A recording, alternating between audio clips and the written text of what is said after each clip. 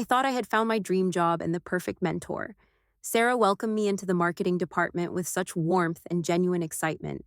She took me under her wing, shared insider knowledge about client preferences, and even invited me to lunch meetings with important stakeholders.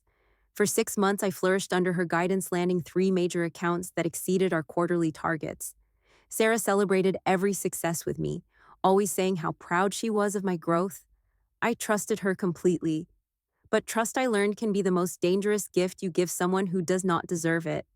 Before I dive into this story that changed everything I believed about workplace loyalty, let me know where you are watching from in the comments below. Please hit that like button and subscribe for more real stories about life's unexpected turns. You will not believe how this betrayal unfolded and how I turned the tables in a way that shocked everyone in our office. When I started at Pinnacle Marketing 3 years ago, I was fresh out of college with a communications degree and mountains of student debt. The company seemed like a golden opportunity. Located in downtown Seattle, they handled accounts for major tech companies and had a reputation for innovative campaigns. I was nervous during my first week, constantly worried about making mistakes or saying the wrong thing in meetings. Sarah Martinez was the senior marketing director, 10 years older than me, with an impressive track record. She had this way of making everyone feel valued and heard. During my second day, she knocked on my cubicle wall and asked if I wanted to grab coffee. We sat in the break room for an hour while she shared stories about her early career struggles and how she built her client relationships from scratch. She told me about the importance of building trust with clients and how personal connections often mattered more than fancy presentations. That conversation became the foundation of our relationship. Sarah started including me in high-level client meetings, something most new hires never experienced until their second year. She would prepare me beforehand, sharing insights about client personalities and preferences. Marcus Thompson from TechFlow Solutions loved data-heavy presentations with minimal graphics. Linda Chen from Digital Dynamics preferred creative storytelling approaches. These details helped me connect with clients in ways that impressed even our company president.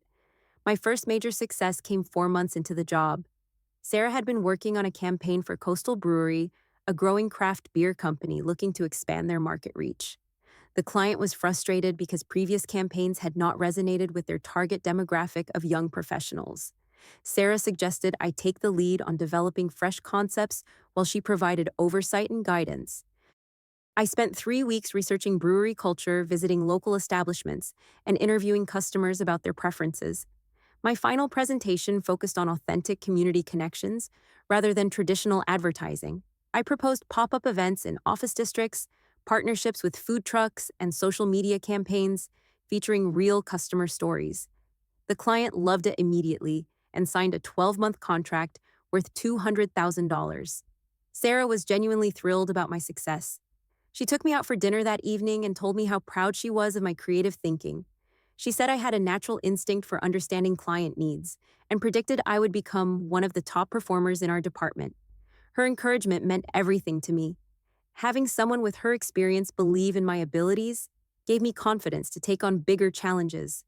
The next few months brought more victories. I landed accounts with Mountain Gear Outdoor Equipment and Northwest Coffee Collective. Each success seemed to strengthen my bond with Sarah. She started inviting me to strategy meetings with company executives and included me in long-term planning discussions. Other colleagues began treating me with more respect, clearly recognizing that Sarah valued my contributions. During this period, I noticed Sarah had been working longer hours and seemed stressed about something. When I asked if everything was okay, she mentioned pressure from upper management to bring in larger accounts. Our department had been struggling to meet revenue targets, and there were rumors about potential layoffs. She appreciated my concern and said having me on the team made her job much easier because she could depend on my work quality. The first crack in my perfect world appeared on a rainy Tuesday morning in November. I arrived at the office early as usual to prepare for a presentation to Pacific Northwest Airlines. This would be our biggest potential account, worth nearly $500,000 annually. Sarah and I had been developing the campaign strategy for 6 weeks, and I felt confident about our approach. I was printing presentation materials when I overheard Sarah talking on her phone in the conference room. The door was slightly open and her voice carried clearly. She was speaking to someone about the airline project, but what she said made my stomach drop. She was discussing specific elements from our campaign, the same innovative ideas we had developed together, but she was presenting them as her own original concepts. There was no mention of my contributions or involvement in the project. At first, I told myself I must have misunderstood the conversation. Maybe she was just simplifying the explanation for whoever was listening. But as I continued working that day, small doubts began creeping into my mind. I started paying closer attention to how Sarah discussed our collaborative projects with others. During a department meeting that afternoon, she presented updates on recent client wins without acknowledging my role in securing those accounts. The presentation to Pacific Northwest Airlines went smoothly. Sarah delivered our campaign proposal with confidence and enthusiasm. The airline executives asked detailed questions about market research and creative strategies, all areas where I had done the primary work. Sarah answered everything perfectly, drawing from the analysis and recommendations I had provided. When they complimented the innovative approach, she thanked them graciously without mentioning that the ideas came from collaborative efforts. We won the account.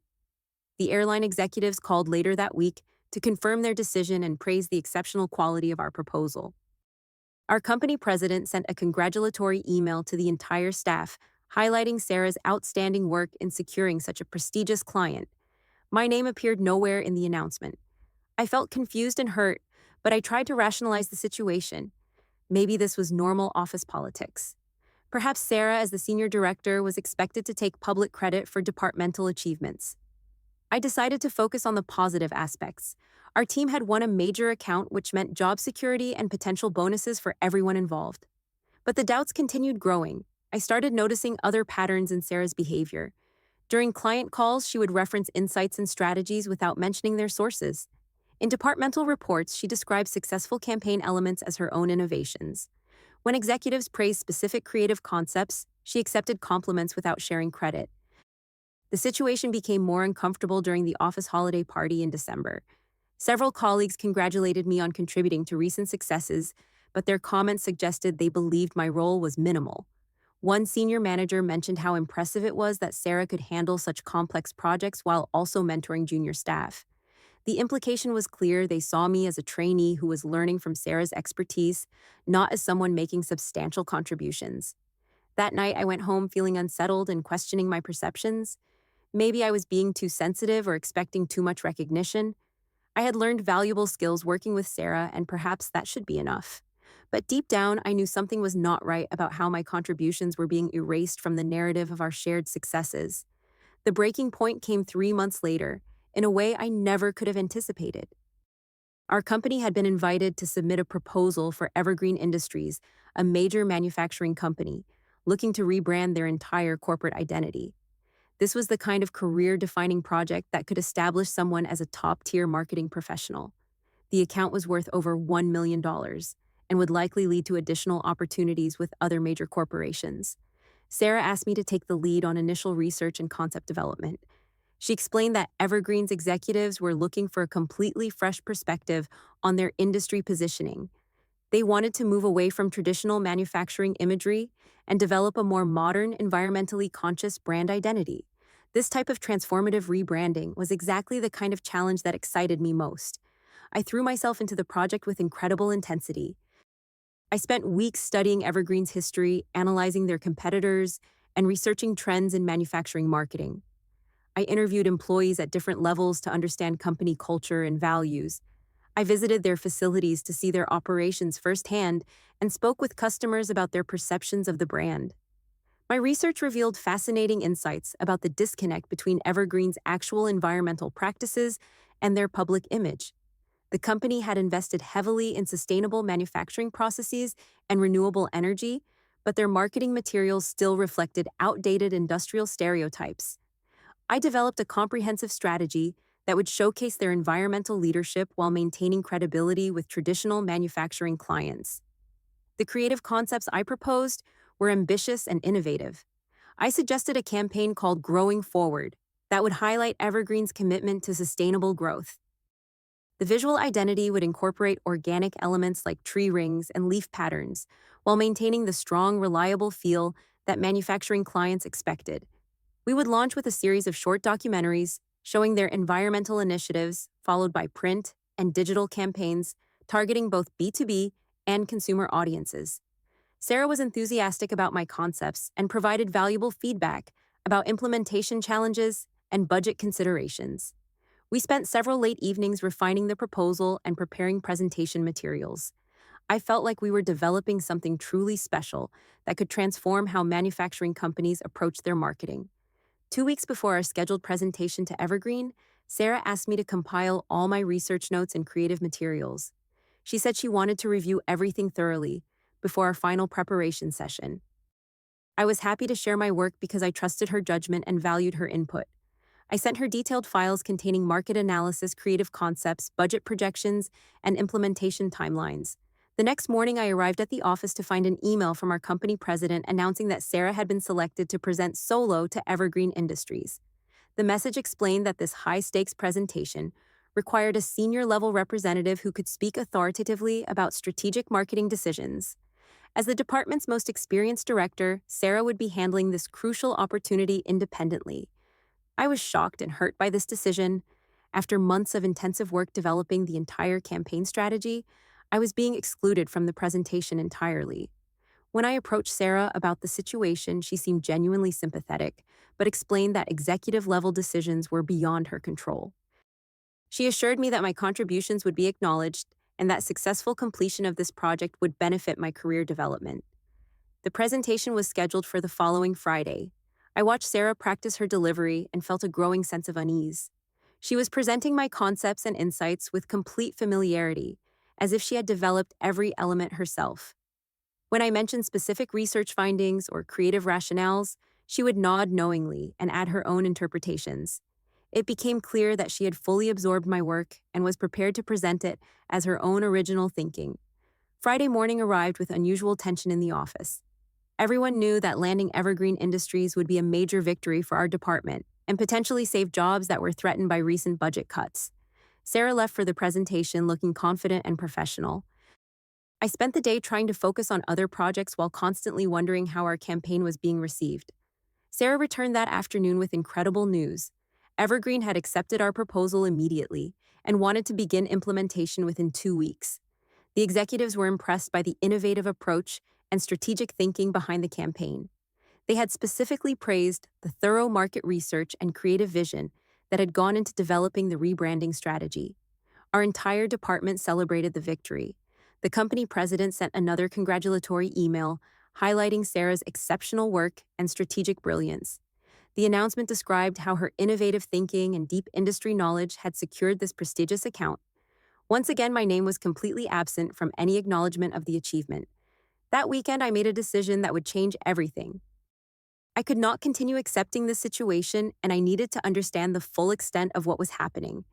I began carefully documenting every interaction, email exchange, and project collaboration I had been involved in with Sarah. I reviewed old files, printed important communications, and created a comprehensive timeline of my contributions to recent successes. The evidence was overwhelming and undeniable. I had been the primary developer of strategies and creative concepts for nearly every major account Sarah had won over the past 18 months. My fingerprints were all over the research analysis and innovative thinking that had driven our departmental success.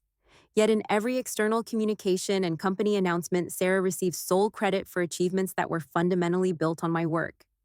I realized I was not dealing with typical office politics or minor credit-sharing issues. This was systematic appropriation of my professional contributions, and it was damaging my career prospects in ways that would only get worse over time. If I allowed this pattern to continue, I would remain invisible while Sarah advanced her reputation and career using my talents and hard work. But I needed to be strategic about addressing the situation. Direct confrontation with Sarah would likely result in denial and could put my job at risk. I needed documented proof that would be impossible to dismiss or rationalize away. I decided to set up a situation that would expose the truth in a way that protected my position and forced accountability. My opportunity came when our company announced plans to compete for the Cascade Corporation account, another major prospect that could significantly impact our departmental reputation. Sarah approached me about developing the initial proposal concepts, following the same pattern we had established with previous projects. This time, however, I was prepared to document everything that happened. I began working on the Cascade proposal while secretly creating detailed records of every idea, research finding, and strategic recommendation I developed. I saved multiple versions of documents with timestamps showing the evolution of concepts. I printed emails showing my communication with Sarah about specific elements of the campaign. Most importantly, I started recording our strategy meetings using my smartphone, making sure to capture conversations where Sarah acknowledged my contributions and insights. The proposal development process followed the familiar pattern. I conducted extensive research on Cascade Corporation, analyzing their market position, competitive challenges, and growth opportunities. I identified key insights about their target demographics and developed creative concepts that would differentiate them from competitors. Sarah provided feedback and suggestions, but the core strategy and creative direction came from my analysis and recommendations. As we prepared for the presentation, I made sure Sarah understood that I expected to be included this time. I had developed the entire campaign strategy and deserved the opportunity to present my work directly to the client. Sarah seemed hesitant, but agreed that my involvement would be appropriate, given my extensive preparation and knowledge of the proposal details. 2 days before the presentation, Sarah called me into her office for what she described as a final strategy discussion. She said she had been thinking about our approach and wanted to make some adjustments to ensure the strongest possible presentation. As we talked through the campaign elements, I could see her taking mental notes about specific details and rationales I had developed. Then she delivered news that should not have surprised me, but still felt like a betrayal. The company executives had decided that this presentation was too important to risk with multiple presenters. They wanted Sarah to handle it independently to ensure a cohesive and authoritative delivery. Once again, I was being excluded from presenting my own work to the client. This time, however, I was ready. I had recorded our entire conversation, including Sarah's detailed questions about campaign elements and her acknowledgement of my role in developing the strategy. I had documented evidence showing the evolution of ideas and creative concepts. Most importantly, I had a plan for exposing the truth in a way that would be impossible to ignore or deny. The next morning, I requested a meeting with David Rodriguez, our company president. I told his assistant that I had important information about departmental processes that could impact our upcoming presentation to Cascade Corporation. David agreed to see me that afternoon, probably expecting a routine briefing about project details. I entered his office with a folder containing printed emails, document timestamps, and strategic materials I had developed for recent client projects. I also brought my smartphone with recorded conversations that clearly showed my role in developing campaign strategies. I was nervous but determined to present my case professionally and factually. David listened carefully as I explained the systematic pattern of credit appropriation that had been affecting my work for over a year. I showed him documented evidence proving my primary role in developing successful campaigns for Pacific Northwest Airlines, Evergreen Industries, and our other recent major accounts. I played portions of recorded conversations where Sarah acknowledged my contributions and asked detailed questions about strategic elements I had created. The evidence was comprehensive and undeniable. David could see exactly how ideas originated from my research and analysis, how they evolved through collaborative discussions, and how they were ultimately presented as Sarah's original thinking. The timestamps on documents showed clear patterns of my work being incorporated into presentations without appropriate attribution. David was clearly shocked by what he was seeing. He had been praising Sarah's strategic brilliance and innovative thinking for months, not realizing that much of her acclaimed work had actually been developed by me. He asked probing questions about specific campaigns and reviewed additional documentation that supported my claims. Most importantly, David understood the implications for our upcoming Cascade Corporation presentation. If Sarah presented concepts and strategies that I had developed, and if questions arose about the source of those ideas, our company could face serious credibility issues with a major prospective client. The situation had moved beyond internal politics to become a potential business risk. David made immediate changes to our presentation plans. He announced that I would be co-presenting with Sarah with clearly defined roles that acknowledged my primary responsibility for strategy development and research analysis. Sarah would handle client relationship aspects and budget discussions, while I would present the creative concepts and strategic rationale that I had actually developed. Sarah was obviously unhappy about this change, but she could not object without appearing unprofessional or revealing her awareness of the credit appropriation issues. She had no choice but to accept the new arrangement and work with me to prepare for a collaborative presentation. The presentation to Cascade Corporation went exceptionally well. I was able to speak authoritatively about the strategic thinking and research insights that had shaped our campaign approach. When the executives asked detailed questions about market analysis and creative development, I provided comprehensive answers that demonstrated my deep understanding of every element in the proposal. Sarah handled her portions professionally, but it was clear to everyone in the room that I had been the primary architect of the campaign strategy. Cascade Corporation accepted our proposal and specifically complimented the thorough research and innovative strategic approach that had impressed them. This time, the company-wide announcement acknowledged both Sarah's leadership and my strategic development work. For the first time since joining the company, I received appropriate recognition for my contributions to a major client victory. But the real change came in the weeks following the Cascade presentation. David began including me in high-level strategic discussions and executive meetings that had previously been limited to senior directors. Other colleagues started approaching me directly for insights and collaboration on their projects. Most importantly, I was given independent responsibility for developing proposals for two significant prospective clients. Within 3 months, I was promoted to Associate Marketing Director with a substantial salary increase and expanded responsibilities. The promotion announcement highlighted my proven ability to develop innovative strategies and secure major client accounts. Sarah remained in her position, but her role was restructured to focus more on operational management and less on strategic development. The most satisfying part of this transformation was not the promotion or recognition, although those were important. It was the knowledge that I had stood up for myself in a professional and effective way. I had refused to accept being invisible and had taken concrete action to expose the truth about my contributions. I had proven that talent and hard work would ultimately be recognized when presented with clear evidence and professional advocacy. Looking back on this experience 2 years later, I realize how much it taught me about workplace dynamics, professional relationships, and personal advocacy. The situation with Sarah was painful and frustrating, but it ultimately led to important growth in my understanding of how to navigate complex professional environments. I learned that trust must be balanced with documentation and self-protection. While I still believe in collaborative relationships and mentoring partnerships, I now make sure that my contributions are clearly recorded and appropriately acknowledged. I maintain detailed records of my work and communicate regularly with supervisors about my role in team achievements. Most importantly, I discovered that speaking up for yourself requires courage, but can lead to transformative results.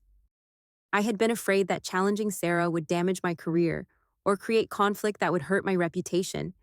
Instead, presenting documented evidence of my contributions in a professional manner led to recognition and advancement that might never have happened otherwise. My relationship with Sarah never recovered, but I found peace with that outcome. Some people view professional relationships as zero-sum competitions, where someone else's success comes at your expense. I prefer to work with colleagues who understand that shared success and appropriate recognition create stronger teams and better results for everyone involved. The experience also taught me about the importance of finding advocates and allies within your organization. David became a strong supporter of my work because he appreciated my honesty and professionalism in addressing the situation. Building relationships with people who value integrity and fairness has been crucial to my continued success and career development. Today, I work as a senior marketing director at a different company, where collaboration and recognition are part of the organizational culture. I mentor junior colleagues and make sure they receive appropriate credit for their contributions to team projects. I have learned that the best way to honor the lessons from my experience with Sarah is to create the kind of supportive professional environment I wished I had found earlier in my career. When people ask me about dealing with workplace betrayal or credit appropriation, I always emphasize the importance of documentation and professional advocacy. Do not accept being invisible or having your contributions erased. Document your work, build relationships with ethical colleagues, and never be afraid to speak up for yourself when you have evidence and a professional approach. The pain of betrayal taught me valuable lessons about resilience, self-advocacy, and professional integrity. While I would not choose to repeat that experience, I am grateful for the strength and wisdom it ultimately brought to my career and my understanding of what it means to stand up for yourself in a professional environment. Have you ever experienced a situation where someone took credit for your work or contributions? How did you handle it, and what advice would you give to others facing similar challenges? Please share your experiences in the comments below and do not forget to like this video.